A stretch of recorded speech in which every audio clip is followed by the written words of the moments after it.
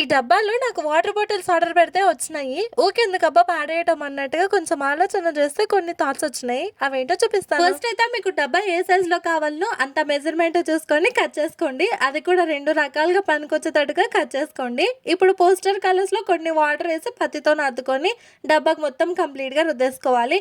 కావాలంటే మీరు స్టిక్కర్స్ కూడా అతికించుకోవచ్చు. నాతోనే లేదు కాబట్టి నేను పోస్టర్ కలర్స్ చేస్తున్నాను.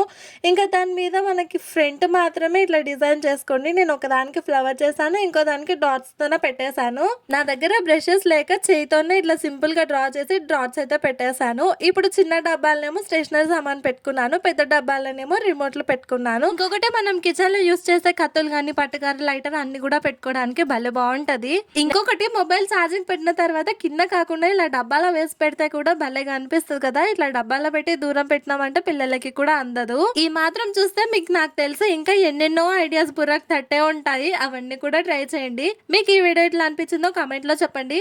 మరిన్ని వీడియోస్ కోసం సబ్స్క్రైబ్ చేయడం మాత్రం మర్చిపోకండి. Bye bye.